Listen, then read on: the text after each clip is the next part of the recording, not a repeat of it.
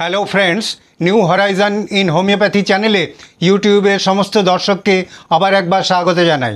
আমি ডক্টর অম্বুজকান্তি সাহা আজ আরেকটি নতুন ভিডিও নিয়ে আপনাদের সামনে উপস্থিত হয়েছি।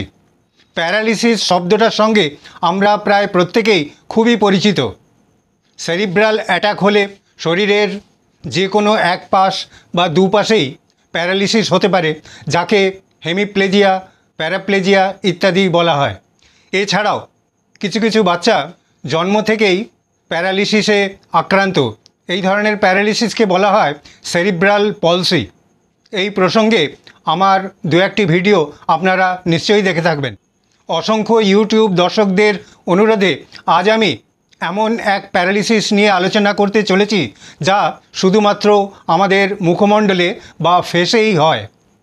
এই ধরনের প্যারালিসিসকে বলা হয় ফেসিয়াল প্যারালিসিস বা facial palsy. Scottish surgeon doctor Bell এর নাম অনুসারে ফেসিয়াল পলসিকে বেলস পলসিও বলা হয়। ফ্রেন্ডস, এই ফেসিয়াল প্যারালিসিস বা বেলস পলসি কি, কেন হয়, কাদের হয়, এর লক্ষণগুলি কি কি, এর কারণগুলি বা কী কী, কী কী পরীক্ষা নিরীক্ষা করার প্রয়োজন হয়, কোন কোন হোমিওপ্যাথিক ওষুধ অত্যন্ত কার্যকর ও কী কী ঘরোয়া পদ্ধতি অবলম্বন করা যেতে পারে, কী কী স্বাস্থ্যবিধি মেনে চলা দরকার, এই সমস্ত জানতে হলে আমার এই ভিডিও আপনাদের সম্পূর্ণ দেখতে হবে। আর যদি ভিডিওটি ভালো লেগে থাকে তবে অবশ্যই লাইক করবেন, বন্ধুদের মধ্যে শেয়ার করবেন, কোনো প্রশ্ন থাকলে হোয়াটসঅ্যাপে লিখে জানাবেন। আর আপনি যদি এই চ্যানেলে নতুন হয়ে থাকেন তবে চ্যানেলটিকে সাবস্ক্রাইব করবেন, যাতে নতুন নতুন ভিডিওর নোটিফিকেশান আপনি সবার প্রথমেই পেয়ে যান। আমাদের ফেস বা মুখমণ্ডল অসংখ্য ভলেন্টারি বা ঐচ্ছিক পেশি ও ইনভলেন্টারি বা অনৈচ্ছিক পেশি নিয়ে গঠিত। আর এই সমস্ত পেশি বা মাসল এর সমস্ত রকম মুভমেন্ট কন্ট্রোল করে একজোড়া ফেসিয়াল নার্ভ বা সেভেন্থ ক্রেনিয়াল নার্ভ।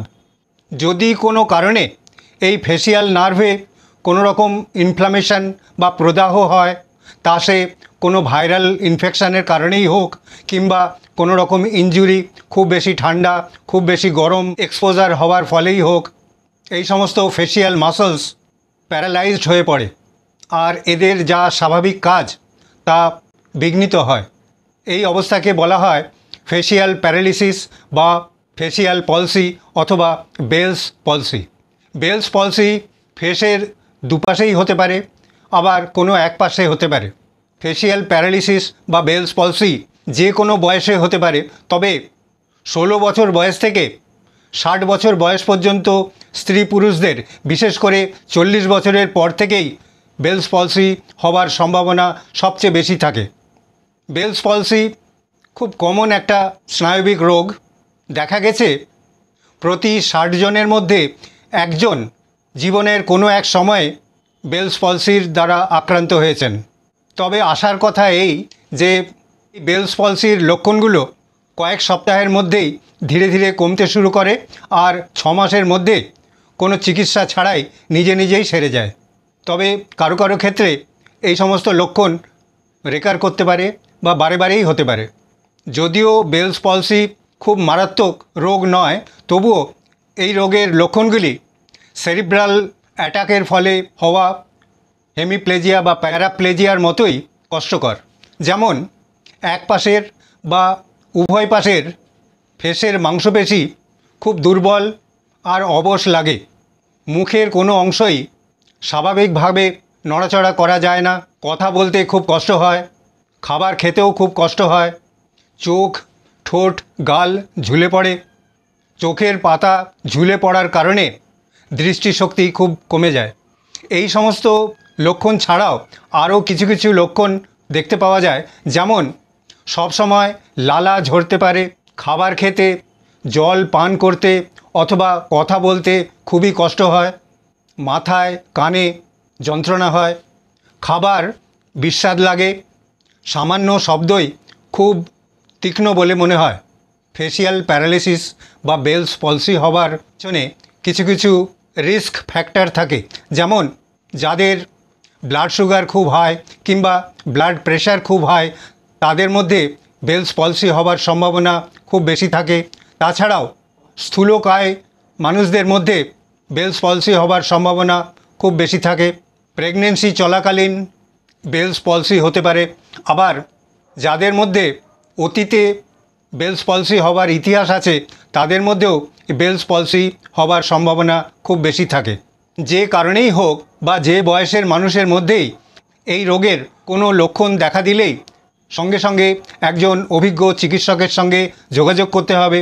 উনি ফেসের নানা রকম পরীক্ষা করে ও কিছু কিছু পরীক্ষা নিরীক্ষা যেমন ব্লাড এক্সামিনেশন করে, ফেসের ইএমজি বা ইলেকট্রোমায়োগ্রাফি করে, ফেসিয়াল নার্ভের কোনো রকম সমস্যা হয়েছে কি না তা জানার জন্য ব্রেনের এমআরআই করে, স্পাইনাল কর্ডে কোনো রকম ইনফেকশান হয়েছে কি না জানার জন্য লাম্বার পাংচার করে ও তাদের রিপোর্ট দেখে উনি বলে দিতে পারবেন এই সমস্ত লক্ষণ ফেসিয়াল প্যারালিসিস বা বেলস পলসির কারণেই হচ্ছে কি না, আর সেই অনুযায়ী যথোপযুক্ত চিকিৎসার ব্যবস্থা করতে হবে। এখন আমি ফেসিয়াল প্যারালিসিস বা বেলস পলসির জন্য অত্যন্ত কার্যকর কয়েকটি হোমিওপ্যাথিক ওষুধের লক্ষণ ও প্রয়োগবিধি আপনাদের জানিয়ে দিচ্ছি। প্রথমেই যে ওষুধের কথা বলবো সেটি হলো অ্যাকোনাইট ন্যাপ। যে কোনো বয়সের মানুষের মধ্যেই যদি হঠাৎ খুব ঠান্ডা লেগে কিংবা খুব গরম আবহাওয়ায় থেকে বা জ্বরে আক্রান্ত হয়ে ফেসিয়াল নার্ভ ইনফ্লেমড হয় এবং তার ফলে ফেসিয়াল পলসির নানা রকম লক্ষণ দেখা দেয়, যেমন চোখ মুখ নাড়াচাড়া করা সম্ভব হয় না, শরীর খুব অস্থির লাগে, খুব জল পিপাসা থাকে, সবসময় একটা মৃত্যু ভয় থাকে, এই সমস্ত লক্ষণে অ্যাকোনাইট ন্যাপ 200 প্রতি মাত্রায় 2 বা 3 ফোঁটা হাফ কাপ জলের সঙ্গে মিশিয়ে সারাদিনে 2 বা 3 বার খাওয়াতে হবে। এরপর যে ওষুধের কথা বলবো সেটি হলো কস্টিকাম। দীর্ঘদিন ধরে ঠান্ডা লাগার ফলে বা গাড়িতে এরোপ্লেনে যাত্রা করার ফলে ফেসিয়াল নার্ভ আক্রান্ত হয়, অর্থাৎ ইনফ্লামেশন হয়ে ফেসিয়াল পলসি হয়, আর তার কারণেই ফেসের মাংসপেশি খুব দুর্বল, অবশ লাগে, খাবার খেতে কষ্ট হয়, জল পান করতে কষ্ট হয়, তাহলে সেক্ষেত্রে কস্টিকাম খুবই উপকারী। এই সমস্ত ক্ষেত্রে কস্টিকাম 200 প্রতি মাত্রায় 2 বা 3 ফোঁটা হাফ কাপ জলের সঙ্গে মিশিয়ে সারাদিনে 2 বা 3 বার খেতে হবে। এরপর যে ওষুধের কথা বলবো সেটি হলো ককুলাস ইন্ডিকা। দীর্ঘদিন ধরে গাড়িতে ভ্রমণ করার ফলে কিংবা জাহাজে ভ্রমণ করার ফলে ও ঠান্ডায় এক্সপোজার হওয়ার ফলে ফেসিয়াল প্যারালিসিস হলে সেক্ষেত্রে ককুলাস ইন্ডিকা খুবই উপকারী। এই সমস্ত ক্ষেত্রে দেখা যায় মুখের মাংসপেশি খুব দুর্বল, কথা বলতে কষ্ট হয়, খাবার গিলতে কষ্ট হয়, সবসময় লালা ঝরে। এই অবস্থায় ককুলাস ইন্ডিকা 200 প্রতি মাত্রায় 2 বা 3 ফোঁটা হাফ কাপ জলের সঙ্গে মিশিয়ে সারাদিনে 2 বা 3 বার খেতে হবে। এরপর যে ওষুধের কথা বলবো সেটি হলো প্ল্যাটিনা। এই ওষুধটি মহিলাদের বিভিন্ন রকম রোগের জন্য খুবই প্রসিদ্ধ। এক্ষেত্রেও দেখা যায় ফেসিয়াল পলসির কারণে মহিলার কথা বলতে খুব কষ্ট হয়, খাবার গিলতে কষ্ট হয়, মুখের মাংসপেশি খুব অবশ লাগে, ভারী লাগে। এই সমস্ত লক্ষণে প্ল্যাটিনা 200 প্রতি মাত্রায় 2 বা 3 ফোঁটা হাফ কাপ জলের সঙ্গে মিশিয়ে সারাদিনে 2 বা 3 বার খেতে হবে।